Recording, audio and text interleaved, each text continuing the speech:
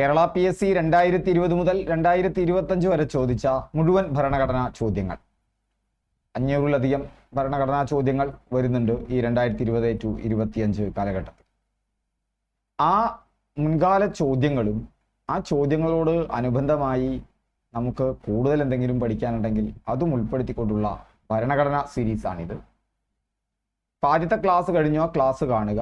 ഒന്നിടവിട്ട ദിവസങ്ങളിലോ രണ്ടിടവിട്ട ദിവസങ്ങളിലോ തീർച്ചയായും ഈ ഭരണഘടനാ സീരീസ് തുടർന്നുകൊണ്ടിരിക്കും, അത് കഴിയുന്നത് വരെ.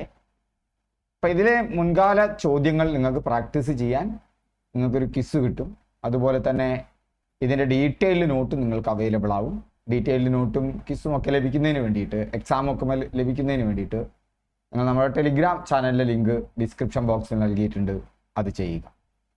ഇപ്പോൾ ഭരണഘടന വളരെ കുറഞ്ഞ പഠിക്കാനുള്ളൂ, പക്ഷെ പഠിച്ചത് ഉറപ്പിച്ച് പോയിട്ടില്ലെങ്കിൽ കഴിഞ്ഞ ക്ലാസ്സിൽ എടുത്തവർക്ക് തന്നെ അറിയാം, ഒരുപാട് വർഷങ്ങൾ, ഡേറ്റുകൾ, നമ്പറുകളൊക്കെ വരുന്നതാണ് ഭരണഘടന, ആളുകളുടെ പേരുകൾ, വകുപ്പുകൾ. ഇപ്പം നമ്മൾ അതേ അപ്രോച്ചിലാണ് പോകുന്നത്. ഇന്ന് ഭരണഘടനാ നിർമ്മാണ സഭയുടെ നേതൃത്വം, ക്യാബിനറ്റ് മിഷൻ വന്നു, നമുക്കറിയാം. ക്യാബിനറ്റ് മിഷൻ വന്നതാണ് ഭരണഘടനാ നിർമ്മാണ സഭയ്ക്ക് തുടക്കമാകുന്നത്. അതൊക്കെ നമ്മൾ കഴിഞ്ഞ ക്ലാസ്സിൽ പഠിച്ചു. ഇന്ന് നമ്മൾ ഭരണഘടനാ നിർമ്മാണ സഭയുടെ നേതൃത്വം ആരെല്ലാമായിരുന്നു, പ്രധാന വ്യക്തിത്വങ്ങൾ എന്തെല്ലാം ആരായിരുന്നു എന്നുള്ള ഭാഗത്തിലൂടെ ആദ്യം കടന്നു പോകാം. ഓക്കെ, അപ്പോൾ ക്ലാസ്സിലേക്ക് ശ്രദ്ധിക്കുക, മുഴുവൻ കാണുക.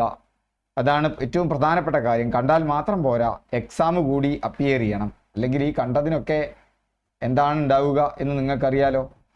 താൽക്കാലിക അധ്യക്ഷൻ, ഭരണഘടനാ നിർമ്മാണ സഭ, നമുക്കറിയാം ഭരണഘടനാ നിർമ്മാണ സഭ യോഗം ചേരുന്നത് എന്നാണ് ആദ്യത്തെ യോഗമെന്ന ഭരണഘടനാ നിർമ്മാണ സഭയുടെ 1946 ഡിസംബർ 9 ഭരണഘടനാ നിർമ്മാണ സഭ ആദ്യത്തെ യോഗം ചേരുന്നത്.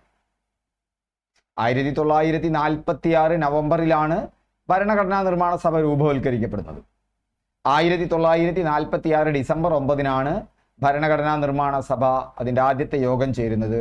അതിൽ വെച്ച് താൽക്കാലിക അധ്യക്ഷനായി, ആദ്യ സമ്മേളനത്തിൽ താൽക്കാലിക അധ്യക്ഷനായി ഡോക്ടർ സച്ചിദാനന്ദ സിൻഹയെ തെരഞ്ഞെടുത്തു.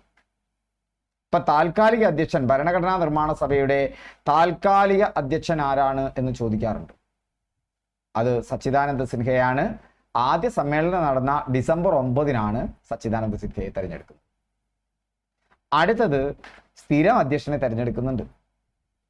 അത് അഡ്വക്കേറ്റ് രാജേന്ദ്ര പ്രസാദാണ്. 2 ദിവസം കഴിഞ്ഞിട്ടാണ് 1946 ഡിസംബർ 11 രാജേന്ദ്ര പ്രസാദിനെ സ്ഥിരം അധ്യക്ഷനായി തെരഞ്ഞെടുക്കപ്പെടുന്നത്. 2 ഉപാധ്യക്ഷന്മാരുണ്ടായിരുന്നു. ഉപാധ്യക്ഷന്മാർ ആരെല്ലാമായിരുന്നു? HC Mukherjee, VT Krishnamachari. രാജേന്ദ്ര പ്രസാദ് കൂടാതെ 2 ഉപാധ്യക്ഷന്മാരുണ്ടായിരുന്നു, HC Mukherjee, VT Krishnamachari. Secretary, ഭരണഘടനാ നിർമ്മാണ സഭയുടെ സെക്രട്ടറി HVR അയ്യങ്കാർ ആണ്. ഇപ്പം ഭരണഘടനാ നിർമ്മാണ സഭ, ആ ഭരണഘടനാ നിർമ്മാണ സഭയുടെ ആദ്യ സമ്മേളനം ചേരുന്നത് 1946 ഡിസംബർ 9 ഭരണഘടനാ നിർമ്മാണ സഭയുടെ ആദ്യ സമ്മേളനം എന്ന് പറയുന്നത് എന്നാണ്? അത് 1946 ഡിസംബർ 9 അന്നാണ് ആരെ തെരഞ്ഞെടുക്കുന്നത്? താൽക്കാലിക അധ്യക്ഷൻ. അന്നാണ് താൽക്കാലിക അധ്യക്ഷനായി ആരെ തെരഞ്ഞെടുക്കുന്നത്? അന്നാണ് താൽക്കാലിക അധ്യക്ഷനായി സച്ചിദാനന്ദ സിൻഹയെ തെരഞ്ഞെടുക്കുന്നത്. സച്ചിദാനന്ദ സിൻഹ താൽക്കാലിക അധ്യക്ഷൻ. അത് കഴിഞ്ഞ് ഭരണഘടനയുടെ അടുത്ത യോഗം ചേരുന്നത് 1946 ഡിസംബർ 11 1946 ഡിസംബർ 11 അടുത്ത യോഗം ചേരുന്നത്. ആ യോഗത്തിൽ, അടുത്ത യോഗം അന്നാണ്, അടുത്ത യോഗം എന്ന് പറയുന്നത് അന്നാണ്. ആ യോഗത്തിൽ ആരെ തെരഞ്ഞെടുക്കുന്നു? അന്ന് സ്ഥിരം അധ്യക്ഷനെ തെരഞ്ഞെടുക്കുന്നു. സ്ഥിരം അധ്യക്ഷൻ അതാരാണ്? ഡോക്ടർ രാജേന്ദ്ര പ്രസാദാണ്. ഡോക്ടർ രാജേന്ദ്ര പ്രസാദ്. അപ്പോൾ ഇത് മറന്നു പോകരുത്. ആരാണ്? താൽക്കാലിക അധ്യക്ഷനാണ് സച്ചിദാനന്ദ സിൻഹ. തെരഞ്ഞെടുക്കപ്പെട്ട ഡേറ്റ് എന്ന് പറയുന്നത് ഡിസംബർ 9 മറന്നു പോകരുത്. ഡിസംബർ 11-നാണ് സ്ഥിരം അധ്യക്ഷനെ തെരഞ്ഞെടുക്കുന്നത്. അത് ആരാണ്? ഡോക്ടർ രാജേന്ദ്ര പ്രസാദ് ആണ്. എന്നാൽ ഇത് കൂടാതെ 2 താൽക്കാലിക അധ്യക്ഷന്മാരെ കൂടി തെരഞ്ഞെടുക്കുന്നുണ്ട്. 2 താൽക്കാലിക അധ്യക്ഷന്മാർ കൂടി എടുക്കുന്നുണ്ട്. ആരൊക്കെയാ താൽക്കാലിക അധ്യക്ഷന്മാര്? HC Mukherjee, VT Krishnamachari. അതാണ് താൽക്കാലിക അധ്യക്ഷന്മാർ എന്ന് പറയുന്നത്. HC മുഖർജിയും VT കൃഷ്ണമാചാരിയുമാണ്. 2 താൽക്കാലിക അധ്യക്ഷന്മാർ വരുന്നുണ്ട് ഭരണഘടനയ്ക്ക്. അതോർക്കണം, 2 താൽക്കാലിക അധ്യക്ഷന്മാരുണ്ട്. താൽക്കാലിക അധ്യക്ഷന്മാർ ആരൊക്കെയാ താൽക്കാലിക അധ്യക്ഷന്മാർ എന്ന് പറയുന്നത്? ഒന്നെന്ന് പറയുന്നത് HC മുഖർജി, മറ്റേത് VT കൃഷ്ണമാചാരി. VT കൃഷ്ണമാചാരി. ഇങ്ങനെ 2 പേരെ താൽക്കാലിക അധ്യക്ഷനായി തെരഞ്ഞെടുക്കുന്നു. ഇത് കൂടാതെ താൽക്കാലിക അധ്യക്ഷനാണ്. ഇത് കൂടാതെ താൽക്കാലിക അധ്യക്ഷൻ കൂടാതെ അതിന് എന്തുണ്ട്? ഒരു സെക്രട്ടറി ഉണ്ടായിരുന്നു. ഭരണഘടനാ നിർമ്മാണ സഭയ്ക്ക് ഒരു സെക്രട്ടറി കൂടിയുണ്ട്. ഭരണഘടനാ നിർമ്മാണ സഭയ്ക്ക് ആര് കൂടിയുണ്ട്? ഒരു സെക്രട്ടറി കൂടിയുണ്ട്. ആ സെക്രട്ടറിയുടെ പേര് HVR അയ്യങ്കാർ എന്നായിരുന്നു. ആ സെക്രട്ടറിയുടെ പേരെന്താണ്? HVR അയ്യങ്കാർ. മറന്നു പോകരുത്. സെക്രട്ടറിയുടെ പേര് HVR അയ്യങ്കാർ.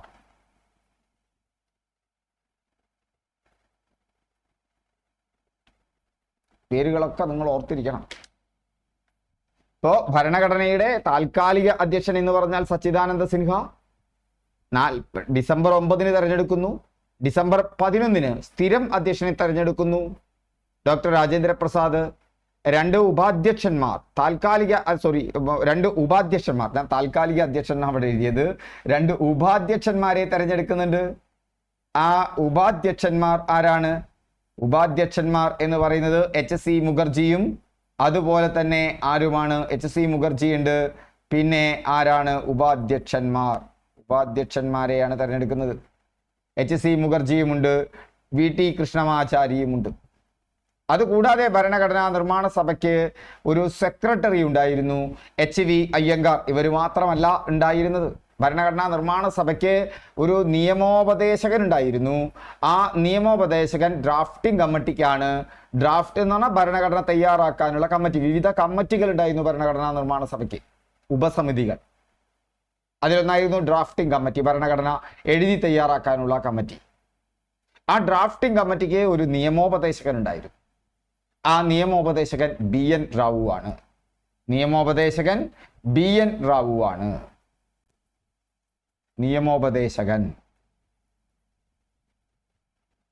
നിയമോപദേശകന്റെ പേര് BN റാവു.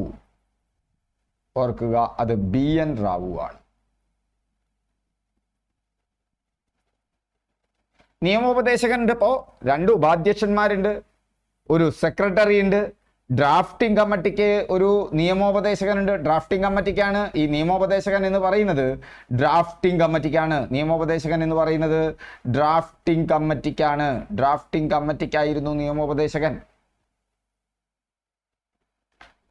ഇനി അത് കൂടാതെ ഭരണഘടനാ നിർമ്മാണ സഭയ്ക്ക് മറ്റൊന്നാണ് ചീഫ് ഡ്രാഫ്റ്റ്സ്മാൻ ഉണ്ടായിരുന്നു. അത് SN മുഖർജിയാണ്. ചീഫ് ഡ്രാഫ്റ്റ്സ്മാന്റെ പേര് SN മുഖർജിയാണ്. അതിന് ഒരു എന്തുണ്ടായിരുന്നു? ചീഫ് ഡ്രാഫ്റ്റ്സ്മാൻ ഉണ്ടായിരുന്നു. ചീഫ് ഡ്രാഫ്റ്റ്സ്മാൻ ഉണ്ടായിരുന്നു.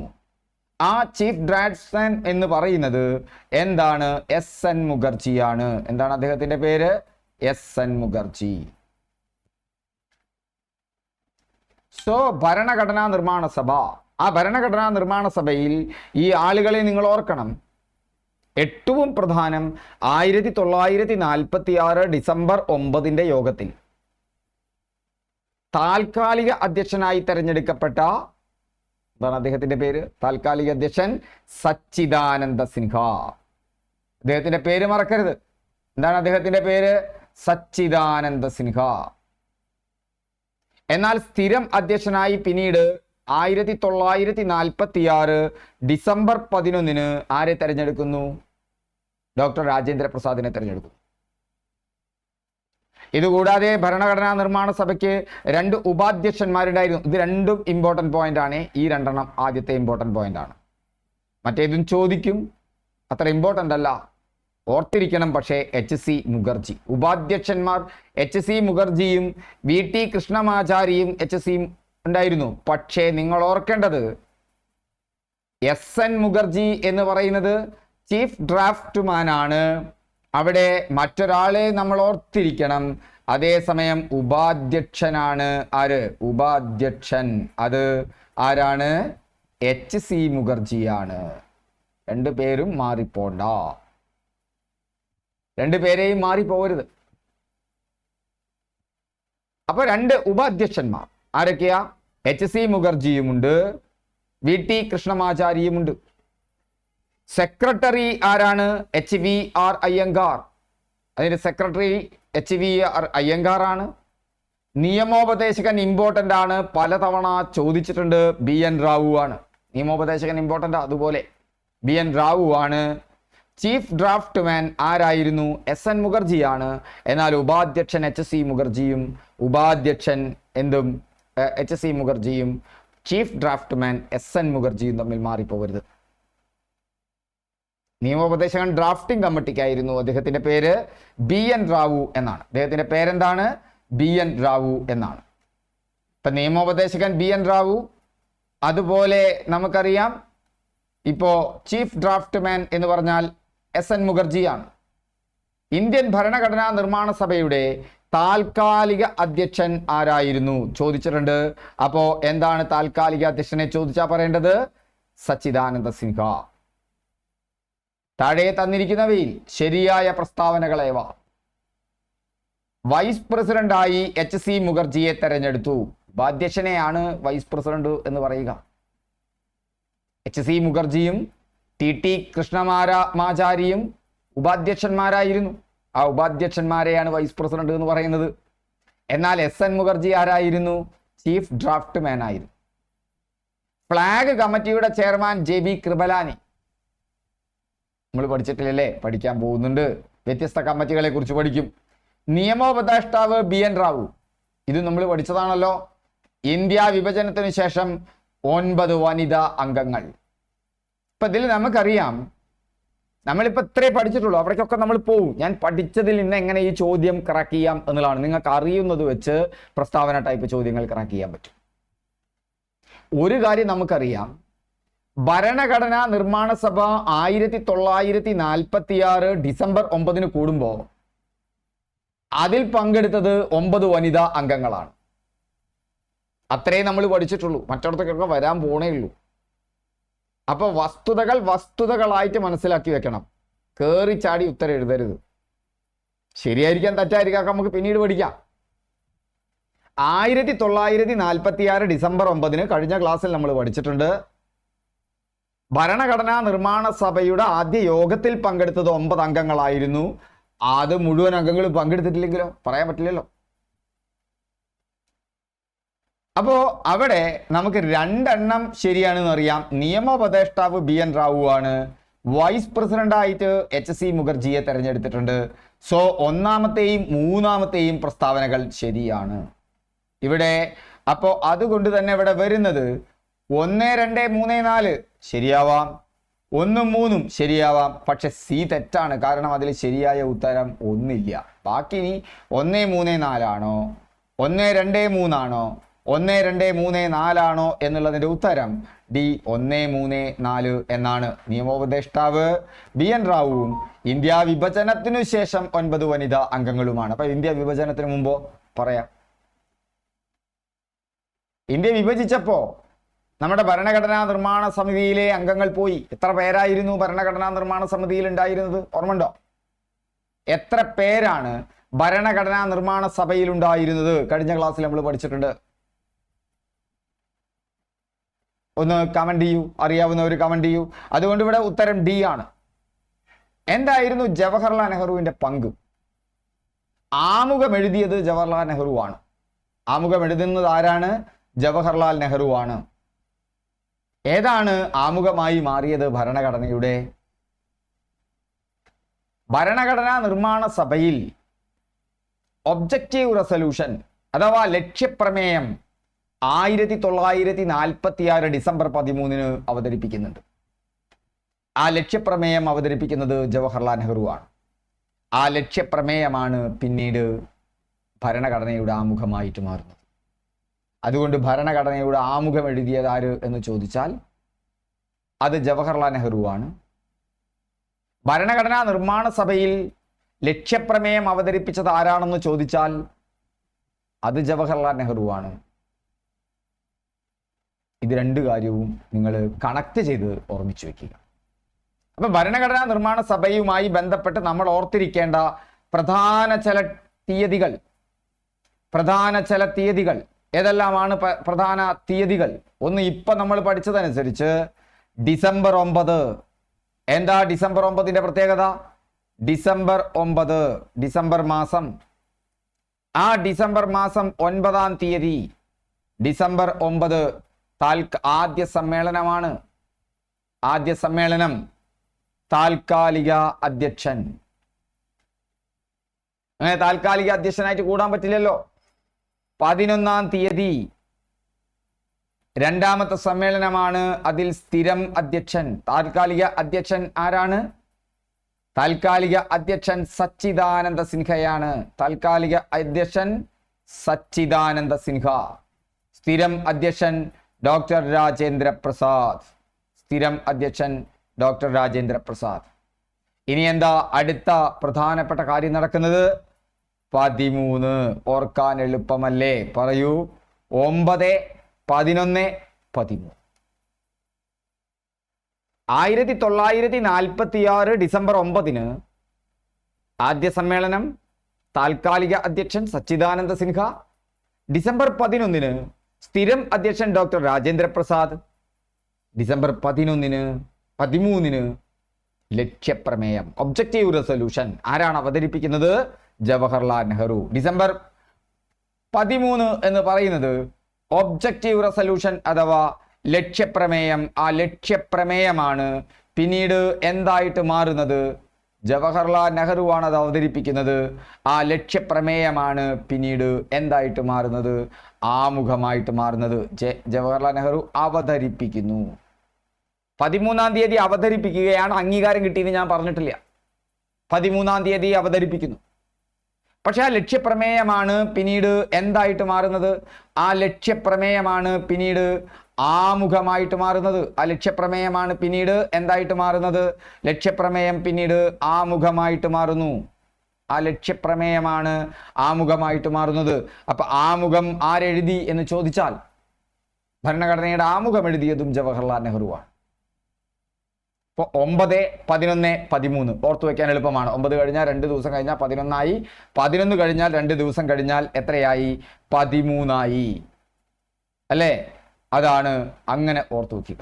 1946 ഡിസംബർ 13 ലക്ഷ്യപ്രമേയം അവതരിപ്പിക്കുന്നു. ലക്ഷ്യപ്രമേയം എവിടെ അവതരിപ്പിക്കുന്നു? ഭരണഘടനാ നിർമ്മാണ സഭയിൽ അവതരിപ്പിക്കുന്നു. പക്ഷെ 1947 ജനുവരി 22 ലക്ഷ്യപ്രമേയം പാസ്സാക്കുന്നത്. ഭരണഘടനാ നിർമ്മാണ സഭ ലക്ഷ്യപ്രമേയം പാസ്സാക്കുന്നത് വിചാരിക്കും ഒരു കൊല്ലം കഴിഞ്ഞിട്ടാണ്. ഡിസംബർ 13 ഡിസംബർ 13 ഇപ്പൊ ഡിസംബർ 13 കഴിഞ്ഞാൽ 9 ദിവസം കഴിഞ്ഞാൽ 22 ആയി. ഡിസംബർ 22 ആയി. ഒരൊറ്റ മാസം കഴിഞ്ഞാൽ അടുത്ത വർഷമായി. അത്രയേ ഉള്ളൂ. ഇപ്പൊ ഭരണഘടനാ നിർമ്മാണ സഭയെ സംബന്ധിച്ചിടത്തോളം ഓർക്കുക, ഡിസംബർ 13 അത് ലക്ഷ്യപ്രമേയം അവതരിപ്പിച്ചു.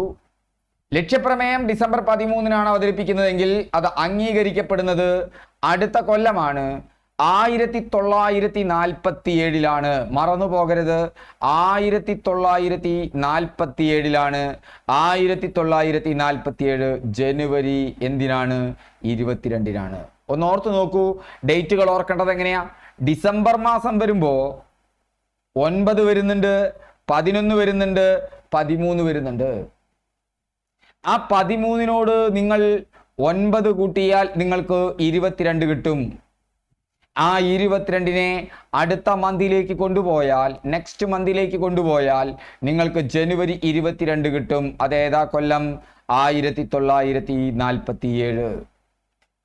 ഇതേതാ കൊല്ലം? 1946. 1946 ഡിസംബർ 9. 1946 ഡിസംബർ 9 എന്താ വരുന്നത്? ഡിസംബർ 9 ആദ്യ സമ്മേളനം, സച്ചിദാനന്ദ സിൻഹ താൽക്കാലിക അധ്യക്ഷൻ. ഡിസംബർ 11 എന്താണ് പ്രത്യേകത? ഡിസംബർ 11 പ്രത്യേകത എന്താ? സ്ഥിരം അധ്യക്ഷൻ. അതാരാണ്? രാജേന്ദ്ര പ്രസാദ്. ഡിസംബർ 13 അതിന്റെ പ്രത്യേകത എന്താ? ലക്ഷ്യപ്രമേയം. ആരാണ് അവതരിപ്പിക്കുന്നത്? ജവഹർലാൽ നെഹ്റു അവതരിപ്പിച്ചു. ആ 13നോട് 9 കൂട്ടിയാൽ 22. 22 അടുത്ത മാസം വരുമ്പോ ജനുവരി 22 അന്ന് ലക്ഷ്യപ്രമേയം അംഗീകരിച്ചു. ക്ലിയർ? ഡേറ്റ് ഏകദേശം സെറ്റായല്ലോ. ഇനി നിങ്ങൾ ഇതിന്റെ എക്സാമുകൾ ചെയ്യാം മെല്ലെ മെല്ലെ. ആദ്യം ഞാൻ മുഴുവൻ പ്രീവിയസ് ഇയർ ക്വസ്റ്റ്യൻ തരും, പിന്നീട് നിന്നുള്ള മുഴുവൻ ചോദ്യങ്ങളും അതിൽ വരും. അപ്പോൾ ഇതിന്റെ എക്സാം ഉണ്ട്. ആ എക്സാം ഈ ഭരണഘടന ഇടുന്ന അന്ന് തന്നെ, ഭരണഘടന ഇടുന്നതിന്റെ പിറ്റേ ദിവസം നിങ്ങൾക്ക് വൈകുന്നേരം 7 മണിക്ക് ഇതിന്റെ ഡീറ്റെയിൽ നോട്ട് രാവിലെ 11 മണിക്ക് പ്രസിദ്ധീകരിക്കും. വൈകുന്നേരം 7 മണിക്ക് ഇതിൽ നിന്ന് ക്വിസ് ഉണ്ടായിരിക്കും. ആ ക്വിസിന്റെ ലിങ്ക് നിങ്ങൾ എടുത്തു വെച്ചാൽ മതി. നിങ്ങൾക്ക് എത്ര തവണ വേണമെങ്കിലും ചെയ്യാം. ഒരു തവണ 20 ചോദ്യമാണ് വരിക. ഓരോ പ്രാവശ്യവും അതിൽ പുതിയ പുതിയ ചോദ്യങ്ങൾ ചേർത്തുകൊണ്ടിരിക്കും. അത് പ്രാക്ടീസ് ചെയ്യുമ്പോൾ 10 മിനിറ്റ് സമയം എടുത്തിട്ട് പ്രാക്ടീസ് ചെയ്താൽ മതി. ആ പ്രാക്ടീസ് എത്ര തവണ വേണമെങ്കിലും പ്രാക്ടീസ് ചെയ്യാം. നിങ്ങളുടെ മനസ്സിലേക്ക് അത് കയറിക്കൊണ്ടിരിക്കും. ഇതിന്റെ നോട്ട് കൊടുക്കുക. അപ്പൊ നമുക്ക് അടുത്ത അത് വളരെ, ഇതിപ്പോ ഈ പറഞ്ഞ ആളുകൾ, വ്യക്തികൾ, ഡേറ്റുകളൊക്കെ വളരെ പ്രധാനമാണ് എന്ന് ഓർക്കുക. പലതവണ ചോദിച്ച ചോദ്യങ്ങളാണ്. അപ്പൊ ഡിസംബർ 9, 11, 13, ജനുവരി 22 ജവഹർലാൽ നെഹ്റു അവതരിപ്പിച്ച ലക്ഷ്യപ്രമേയമാണ് പിന്നീട് എന്തായിട്ട് മാറുന്നത്? ആമുഖമായിട്ട് മാറുന്നത്. 1946 ഡിസംബർ 13 ലക്ഷ്യപ്രമേയം അവതരിപ്പിക്കുന്നു. ഭരണഘടനയുടെ ആമുഖം തയ്യാറാക്കുന്നു. ഭരണഘടനയുടെ അടിസ്ഥാന തത്വങ്ങൾ നിർവചിക്കുന്നു. ഭരണഘടനയുടെ അടിസ്ഥാന തത്വങ്ങൾ നമ്മുടെ ആമുഖത്തിലാണുള്ളത്. ഓർത്തിരിക്കണേ, വളരെ പ്രധാനപ്പെട്ട പോയിന്റ് ആണ്. ഭരണഘടനയുടെ ബേസിക് പ്രിൻസിപ്പിൾസ് എവിടെയുണ്ട്? അടിസ്ഥാന തത്വങ്ങളുണ്ട്. എവിടെ? ആമുഖത്തിൽ. 2 കാര്യമാണ് ഭരണഘടനയെ ഇങ്ങനെ നോക്കുമ്പോൾ മനസ്സിലാക്കേണ്ടത്.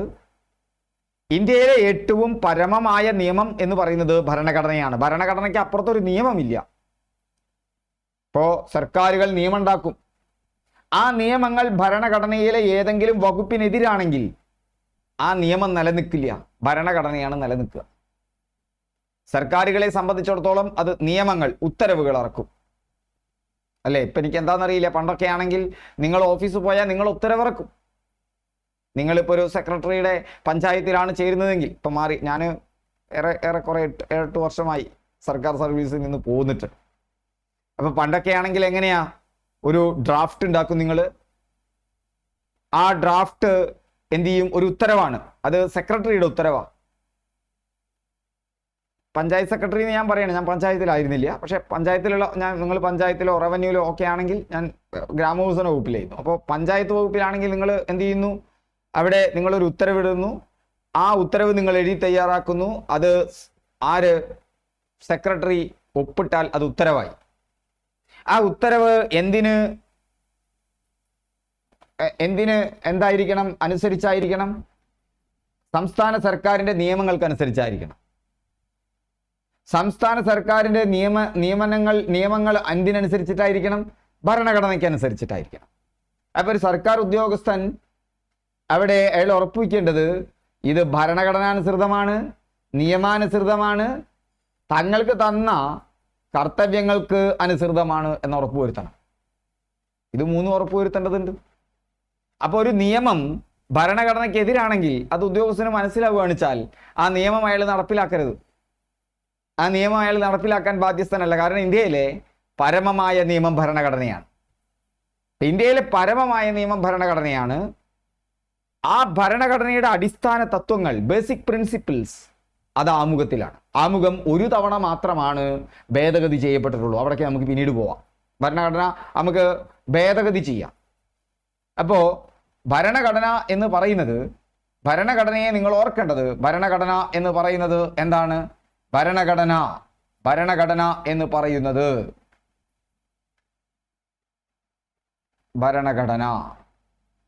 ആ ഭരണഘടന എന്ന് പറയുന്നത് ഇന്ത്യയിലെ പരമമായ നിയമമാണ്. ഇന്ത്യയിലെ പരമമായ നിയമം ഓർക്കണം, പരമമായ നിയമമാണ്. ഭരണഘടനയുടെ ആമുഖത്തിൽ ഭരണഘടനയുടെ അടിസ്ഥാന തത്വങ്ങളുണ്ട്. അടിസ്ഥാന തത്വം അതോർക്കുമ്പോൾ തന്നെ നമ്മൾ മനസ്സിൽ വെക്കേണ്ടതാണ്. ആമുഖത്തെ സംബന്ധിച്ചിടത്തോളം ആമുഖം എന്ന് പറഞ്ഞാൽ ലക്ഷ്യപ്രമേയമാണ് ആമുഖമായി മാറിയത്. ലക്ഷ്യപ്രമേയം അവതരിപ്പിച്ചത് ആരാണ്? ലക്ഷ്യപ്രമേയം അവതരിപ്പിച്ചത് ജവഹർലാൽ നെഹ്റു ആണ്. അവതരിപ്പിക്കുന്നത് എന്നാണ് ജവഹർലാൽ നെഹ്റു? ഡിസംബർ 13 1986 ഡിസംബർ 13 ലക്ഷ്യപ്രമേയം അവതരിപ്പിക്കുന്നത്. 1986 എന്നൊക്കെ പറയണതല്ലേ, 1946 ഡിസംബർ 13 അവതരിപ്പിക്കുന്നത്. 1947 ജനുവരി 22 ലക്ഷ്യപ്രമേയം അംഗീകരിക്കുന്നത്. അപ്പൊ ലക്ഷ്യപ്രമേയം അവതരിപ്പിച്ചത്, ആമുഖം തയ്യാറാക്കിയത് എല്ലാം തന്നെ ജവഹർലാൽ നെഹ്റു ആണ്. ആ ഡേറ്റ് ഓർക്കാൻ ഞാൻ പറഞ്ഞിട്ടുണ്ട്. നമുക്കറിയാം 9, 11, 13 ഇത് ഡിസംബർ മാസം 1946. ആ 13 9 കൂട്ടിയാൽ 22. ആ 22 പിടിച്ച് അടുത്ത മാസത്തേക്കാക്കിയാൽ ഡിസംബർ കഴിഞ്ഞാൽ ജനുവരി അല്ലേ? ആ ജനുവരി 22 ലക്ഷ്യപ്രമേയം അംഗീകരിക്കുന്നത്. ഇങ്ങനെ നിങ്ങളൊന്ന് മനസ്സിൽ ഞാൻ ഈ പറയുന്നത് പോലെ നിങ്ങൾ ഇതിനെ മനസ്സിലൊന്ന് എടുത്തു നോക്കൂ, എന്നിട്ട് പ്രാക്ടീസ് ചെയ്ത് നോക്കൂ. നിങ്ങൾ ഈ PSC പഠിക്കുമ്പോൾ ബേജാറായി ടെൻഷൻ അടിച്ച് പഠിക്കരുത്. തീർച്ചയായും ഈ ക്ലാസ് കാണുന്നവർ നമ്മുടെ നാളത്തെ ടെലിഗ്രാമിൽ വരിക. സ്റ്റീഫൻ ആർ കോവേ എന്നുള്ള ഒരാളുണ്ട്. സ്റ്റീഫൻ ആർ കോവേയുടെ 7 habits of highly effective people ഉണ്ട്. നിങ്ങൾ വായിച്ചിരിക്കേണ്ടതാണ് സാവധാനം സമയമൊക്കെ കിട്ടുമ്പോൾ. ഓക്കെ, അതിൽ വിജയികളുടെ 7 പ്രധാനപ്പെട്ട നേട്ടങ്ങളാണ് പറയുന്നത്. വിജയികൾക്ക് വേണ്ടത് വലിയ സമാധാനമാണ് മനുഷ്യന് ആദ്യം വേണ്ടത്. നിങ്ങൾ ഈ PSC പഠിക്കുമ്പോൾ പെട്ടെന്നെല്ലാം കൂടി 2 മാസം കൊണ്ട് PSC, നിങ്ങൾ നന്നായി പഠിച്ചൊരുങ്ങിയ ഒരാളാണെങ്കിൽ 2 മാസം കൊണ്ട് PSC ഓക്കെ. ഇന്ന് PSC തുടങ്ങിയിട്ട് 2 മാസം കൊണ്ട് കിട്ടണം എന്നൊക്കെ പറഞ്ഞാൽ നിങ്ങൾ PSC അല്ല എഴുതേണ്ടത്. അത്രമാത്രം ബുദ്ധിയും അത്രമാത്രം ഓർമ്മശക്തിയും ഉണ്ടെങ്കിൽ നിങ്ങൾ PSCക്ക് അല്ല പ്രിപ്പയർ ചെയ്യേണ്ടത്. നിങ്ങൾ നേരിട്ട് പോയിട്ട് IAS-നാണ് പ്രിപ്പയർ ചെയ്യേണ്ടത്. IAS-ന് ഞാൻ ഏതൊരാൾക്കും പ്രിപ്പയർ ചെയ്യാട്ടോ, അല്ല അത്രയും ബ്രില്യൻ്റ് ആണെങ്കിൽ, അത്ര നിങ്ങൾ ഷാർപ്പായ ഓർമ്മയൊക്കെ ഉണ്ടാവും. പക്ഷേ ഞാൻ എന്നെ പോലെയുള്ള സാധാരണക്കാർ, ഞാൻ PSC എഴുതിയിട്ടുണ്ട്, കിട്ടിയിട്ടുണ്ട്, ജോലി മേടിച്ചിട്ടുണ്ട്. ഞാൻ നിങ്ങളോട് പറയുന്നത്, നിങ്ങളിത് ഒരു മാരത്തോൺ ആയിട്ട് എടുക്കണം. ഇത് സ്പ്രിൻ്റ് അല്ല. സ്പ്രിൻ്റ് ആയിട്ട് എടുക്കുന്നവരാണ് ഓടിക്കതച്ച് ഈ പണി നിർത്തുക. ഇത് മാരത്തനാണ്, ഒരു ദീർഘദൂര ഓട്ടമാണ്. ഒരൊറ്റ വർഷം തുടർച്ചയായി ഓടാൻ തയ്യാറാവണം. മാരത്തൺ ഓടുമ്പോൾ അതിൻ്റെ പ്രത്യേകത എന്താ? ആവശ്യത്തിന് ശ്വാസമെടുത്ത് മെല്ലെ ഓടിയാൽ മതി. ആ ദൂരം തീർക്കുക എന്നുള്ളതാണ് പ്രധാനം. സ്പ്രിന്റിന് 100, 200, 400 മീറ്ററേ ഉള്ളൂ. ഇത് കിലോമീറ്ററുകളോളം ഓടാനുണ്ട്. സ്പ്രിന്റ് ഓടുന്നത് പോലെ മാരത്തോൺ ഓടിയാൽ വഴിക്ക് വെച്ച് നിൽക്കും. ഇല്ലെങ്കിൽ നിങ്ങൾ അമാനുഷികനാവണം. ഇത്ര മാത്രം പഠിക്കാനുണ്ട്. എന്നാൽ ഇത്ര മാത്രം ഉണ്ടോ? 1 വർഷത്തെ സ്പാൻ എടുത്താൽ അത്രയേ ഉള്ളൂ.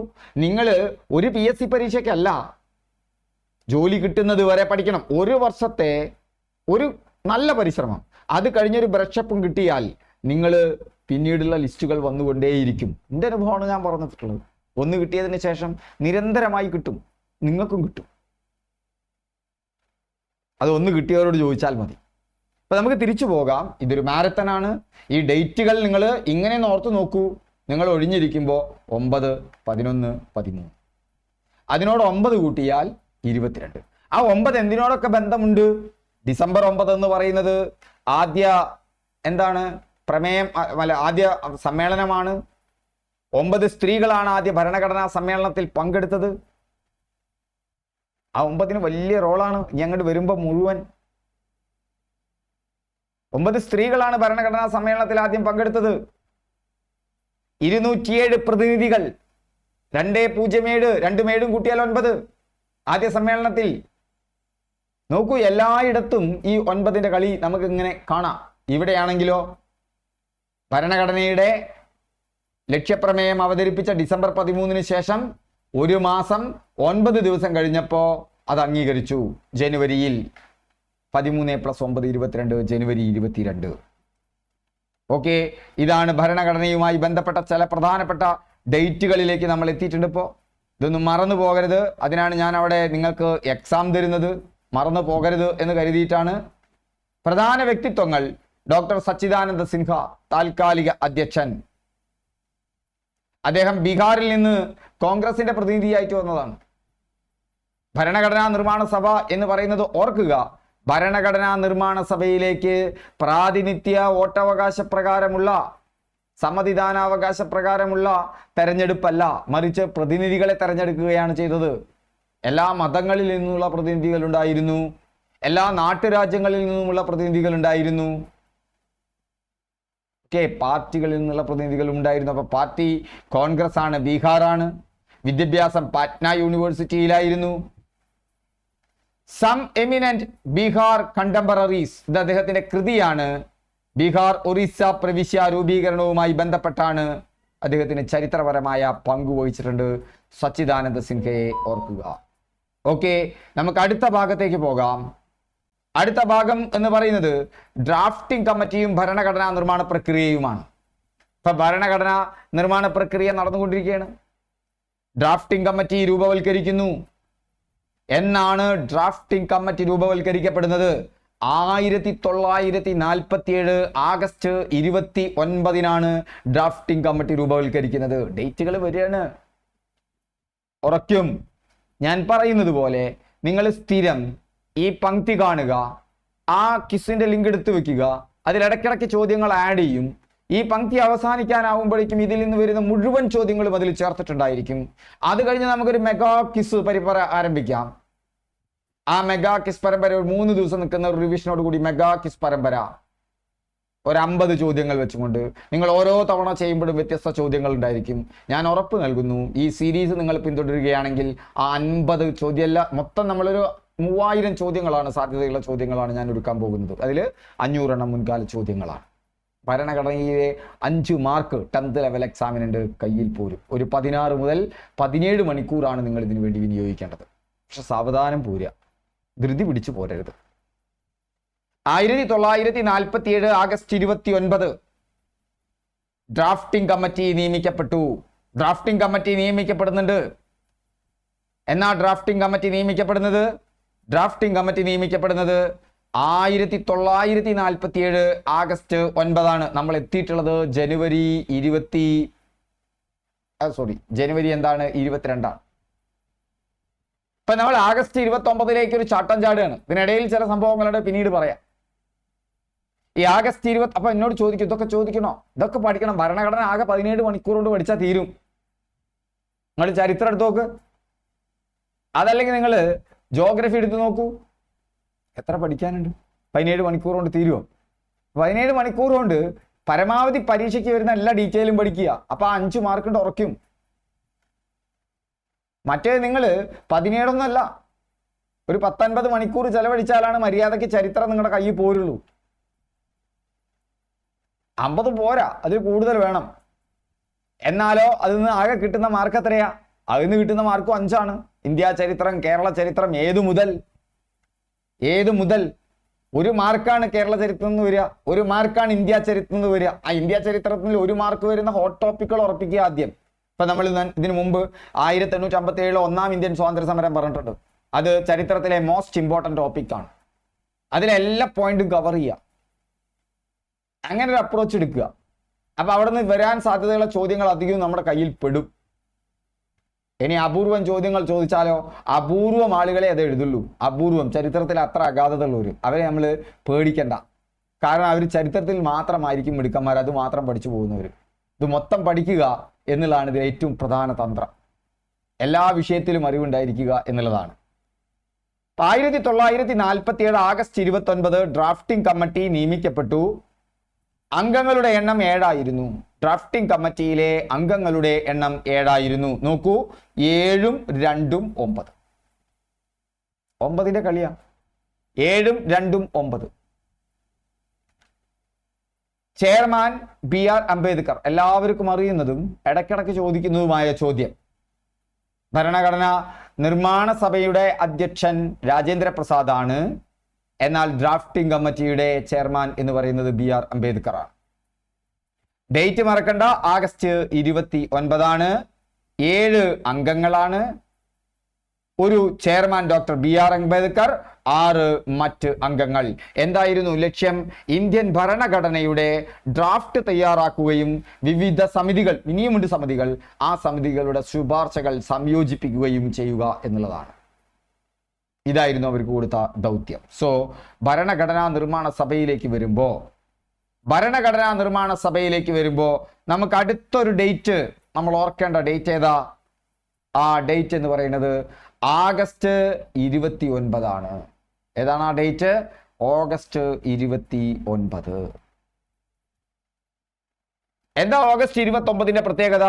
ഭരണഘടനാ ഡ്രാഫ്റ്റിംഗ് കമ്മിറ്റി രൂപവൽക്കരിക്കപ്പെട്ട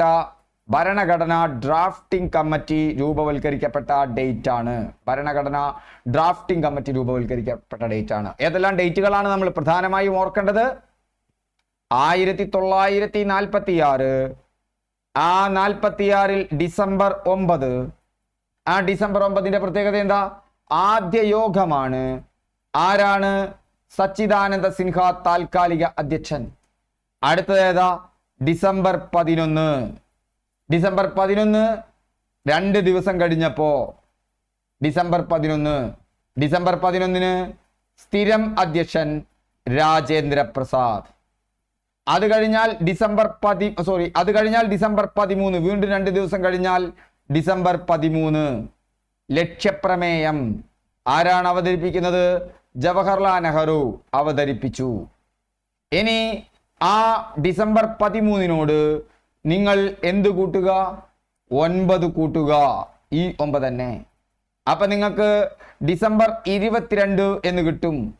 ആ ഡിസംബർ 22 ഒരു മാസം കൂട്ടുക. ഒരു മാസം കൂട്ടിയാൽ നമ്മൾ എവിടേക്കെത്തി?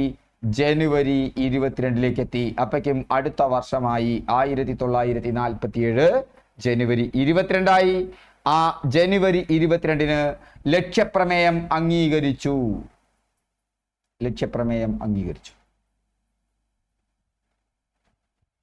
ആ ലക്ഷ്യപ്രമേയം അംഗീകരിച്ചു കഴിഞ്ഞാൽ പിന്നെ നമ്മൾ ഓർക്കേണ്ട ഡേറ്റ് ഓഗസ്റ്റ് 29 പിന്നെ നമ്മൾ ഓർക്കേണ്ട ഡേറ്റ് ഓഗസ്റ്റ് മാസമാണ്. ഓഗസ്റ്റ് മാസം 29 അന്ന് എന്താണ് പ്രത്യേകത? ഡ്രാഫ്റ്റിംഗ് കമ്മിറ്റി രൂപവൽക്കരിക്കപ്പെടുന്നു. ഡ്രാഫ്റ്റിംഗ് കമ്മിറ്റി എത്ര അംഗങ്ങളാ ഉള്ളത്? 7 അംഗങ്ങൾ. ഈ 7നെ പിടിച്ചാണ്ട് കൂട്ടിയാൽ മതി 22. ഞാൻ ഇങ്ങനെ പറയുമ്പോൾ നിങ്ങൾക്ക് ഒരു കണക്ഷൻ കിട്ടുന്നില്ലേ? Connections are memories. കൊളത്തി പോരും. നിങ്ങളിത് കാണാതെ ഞാൻ ഇതൊക്കെ ഒന്ന് നോട്ട് എടുത്ത് ഇതുപോലെ നിങ്ങളുടെ മനസ്സിൽ 1-2 പ്രാവശ്യം നിങ്ങൾ പേപ്പറിൽ എഴുതി പോ നോക്ക്. നിങ്ങളുടെ മനസ്സിലേക്ക് അത് മെല്ലെ കയറി വരും. ഒപ്പം നമ്മുടെ കിസ് ഒന്ന് ചെയ്ത് നോക്ക്. തുടർച്ചയായി നമ്മുടെ ഭരണഘടനാ ക്ലാസ് കാണൂ. ഭരണഘടന നിങ്ങൾ അറിയാതെ പഠിച്ചിരിക്കും. നിങ്ങളോട് ഞാൻ കാണാപ്പാഠം പഠിക്കാൻ പറയില്ല. നിങ്ങളോട് ഞാൻ പറയുന്ന ഒരേ ഒരു കാര്യം, നിങ്ങൾ ഈ ക്ലാസ് കാണുക, ഇതിൻ്റെ നോട്ട് എടുക്കുക. അതിനുശേഷം ഡീറ്റെയിൽ നോട്ട് കിട്ടും. ആ ഡീറ്റെയിൽ നോട്ട് നിങ്ങൾ ടെലിഗ്രാമിൽ വന്നാൽ ഇന്നത്തെ വീഡിയോൻ്റെ നോട്ട് നാളെ 11 മണിക്ക് കിട്ടും. അതിൽ നിന്നുള്ള കിസ് ഉണ്ടായിരിക്കും. ആ കിസിന്റെ ലിങ്ക് എടുത്ത് വെക്കുക. എന്നിട്ട് പ്രാക്ടീസ് ചെയ്യുക.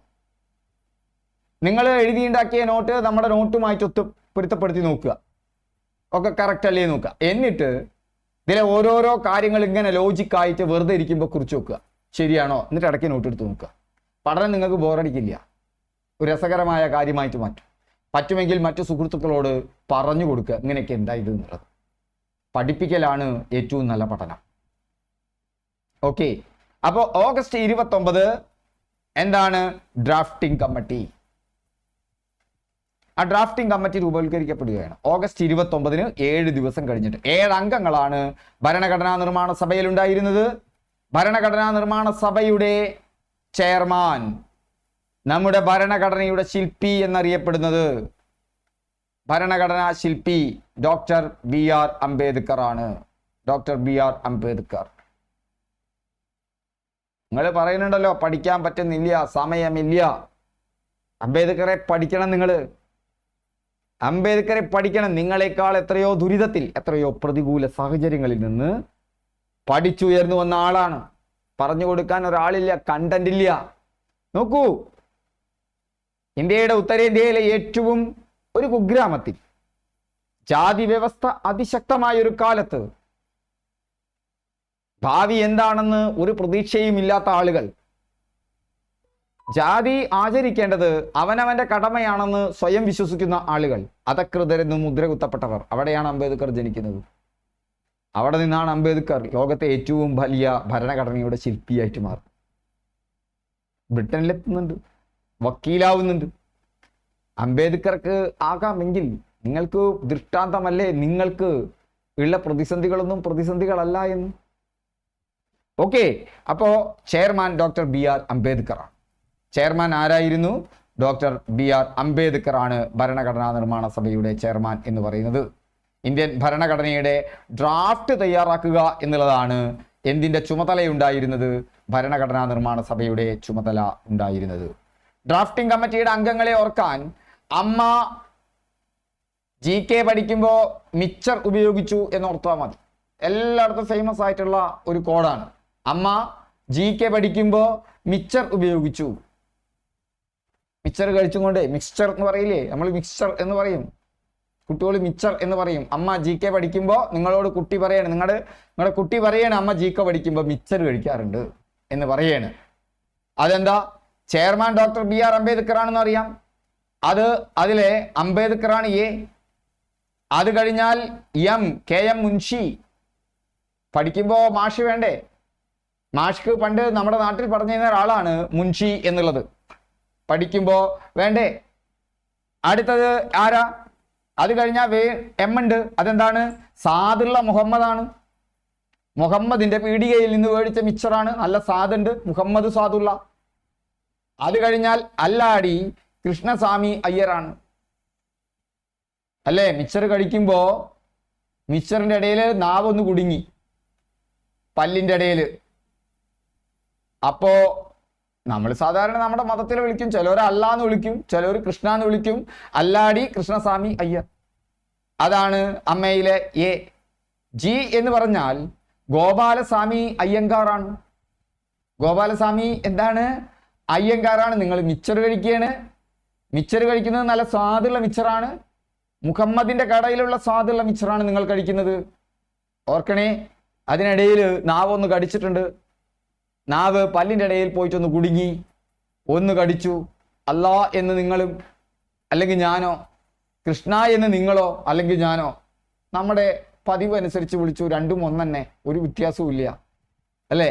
അപ്പോ വിളിച്ചു N ഗോപാലസ്വാമി അയ്യങ്കാർ. എങ്ങനെയാ നമ്മൾ N ഗോപാലസ്വാമി അയ്യങ്കാർ എന്ന് വിളിച്ച?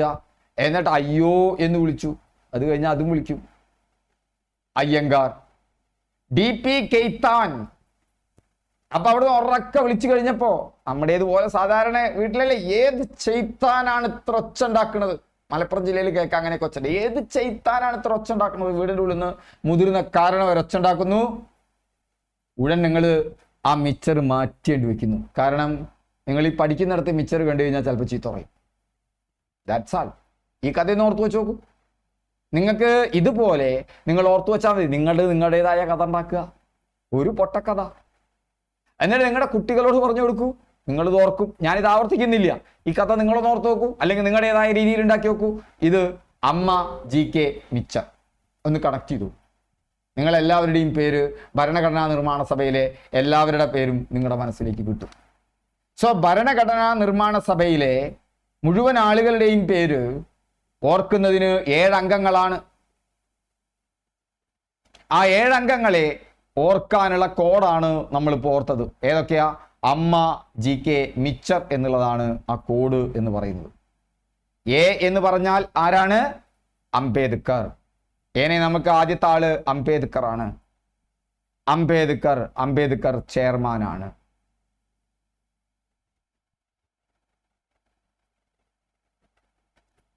അംബേദ്കർ കഴിഞ്ഞാൽ നമുക്കറിയാം അടുത്തത് എം ആണ്.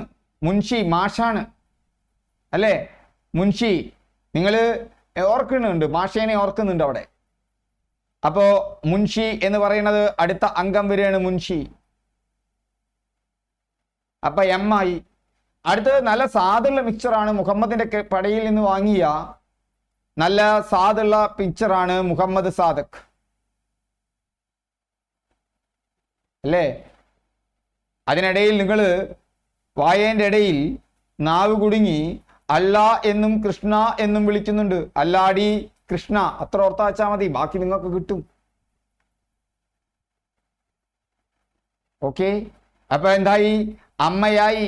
ഇനി ജി എന്ന് പറഞ്ഞാൽ എന്താ? ഗോപാലസ്വാമി അയ്യങ്കാർ, അയ്യോ എന്ന് വിളിച്ചു.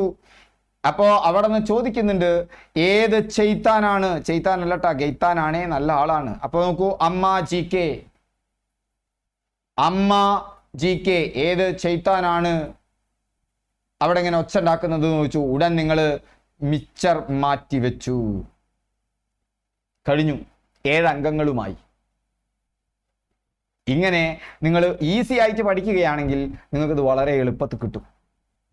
ഇത് രസകരമായ കാര്യവുമാവും. ഭരണഘടനാ നിർമ്മാണ സഭ, ആ ഭരണഘടനാ നിർമ്മാണ സഭയെ സംബന്ധിച്ചിടത്തോളം 7 അംഗങ്ങളാണ്. 1946 ആഗസ്റ്റ് 29 അത് രൂപവൽക്കരിക്കപ്പെടുന്നത്. അതിന്റെ അധ്യക്ഷൻ അധ്യക്ഷൻ ആരായിരുന്നു? BR അംബേദ്കർ ആയിരുന്നു അധ്യക്ഷൻ. ആ കമ്മിറ്റിയിൽ ചില മാറ്റങ്ങൾ വരുന്നുണ്ട് പിന്നീട്. എന്തെല്ലാണ് മാറ്റിയത്? ഗെയ്ത്താൻ മരിക്കുന്നു. ഗെയ്ത്താൻ മരിച്ചപ്പോൾ പകരം TT കൃഷ്ണമാചാരി വരുന്നു. അതുപോലെ തന്നെ BL മിത്തർ രാജിവെക്കുന്നു, മിച്ചർ രാജിവെച്ചു പോകുന്നു. അപ്പൊ N മാധവറാവു വരുന്നു. അപ്പോ ആർക്ക് പകരം? ഗെയ്ത്താന് പകരം കൃഷ്ണമാചാരി വരുന്നു, മിത്തറിന് പകരം മാധവറാവു വരുന്നു. ആരൊക്കെയാ പകരം വരുന്നത്? ഗെയ്ത്താന് പകരം ആരാണ്? കൃഷ്ണമാചാരി.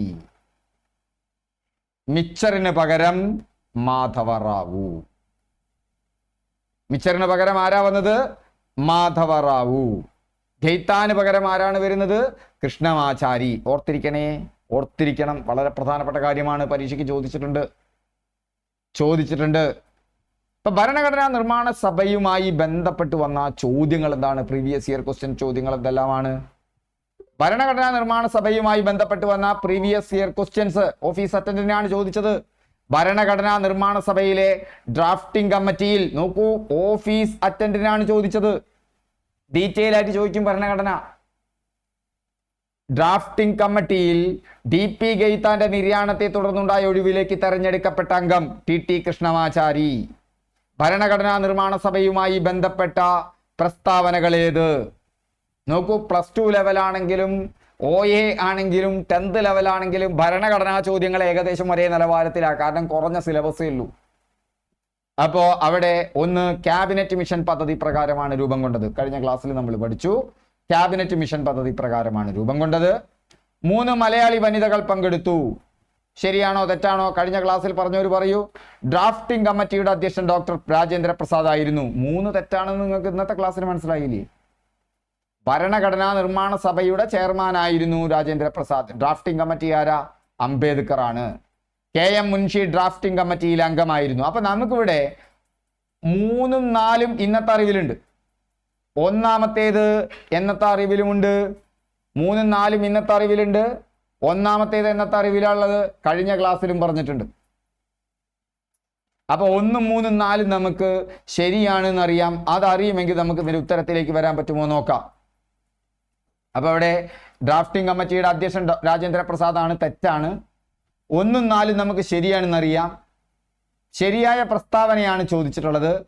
അതുകൊണ്ട് തന്നെ നമ്മൾ അതിൽ 6 പാടില്ല, 3 പാടില്ല.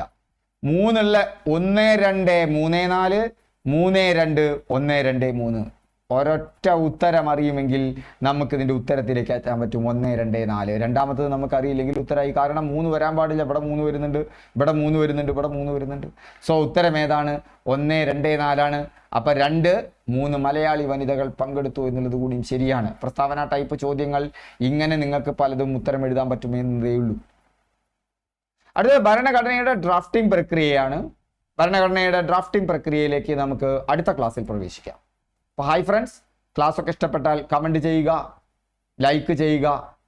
അതുപോലെ തന്നെ എൻ്റെ പേര് രഘുനന്ദൻ MV. വിൻഡോ ജൂൻ്റെ പുതിയ ക്ലാസ്സിലേക്ക് നിങ്ങൾക്ക് ഏവർക്കും ഇതുവരെ കേട്ടവർക്കൊക്കെ വലിയ താങ്ക്സ്. ഇത് ആദ്യം കാണുന്നവർ എന്ത് ചെയ്യുക, ഒന്ന് ചാനലൊന്ന് സബ്സ്ക്രൈബ് ചെയ്യുക. അതുപോലെ തന്നെ ബെല്ലൈക്കൺ ഒന്ന് ക്ലിക്ക് ചെയ്താൽ ഈ വീഡിയോ അപ്ലോഡ് ചെയ്യുന്ന മുറയ്ക്ക് തന്നെ നിങ്ങൾക്ക് ലഭിക്കും. നമ്മുടെ ടെലിഗ്രാം കമ്മ്യൂണിറ്റിയിൽ ജോയിൻ ചെയ്യാൻ മറക്കണ്ട. ഇതിൻ്റെ ഡീറ്റെയിൽ ആയിട്ടുള്ള ക്ലാസ്സുകൾ അല്ലെങ്കിൽ നോട്ടുകൾ കിട്ടുന്നതിനും എക്സാം ചെയ്യുന്നതിനും വേണ്ടിയിട്ട് എല്ലാ ഇടവിട്ട 2 ദിവസങ്ങളിലോ 1 ദിവസത്തിനിടയിൽ ഞാനത് പ്രസിദ്ധീകരിക്കും. മറ്റു ദിവസങ്ങളിൽ സാധാരണത്തെ പോലെ മറ്റു വീഡിയോ ക്ലാസ്സുകൾ ഉണ്ടായിരിക്കും.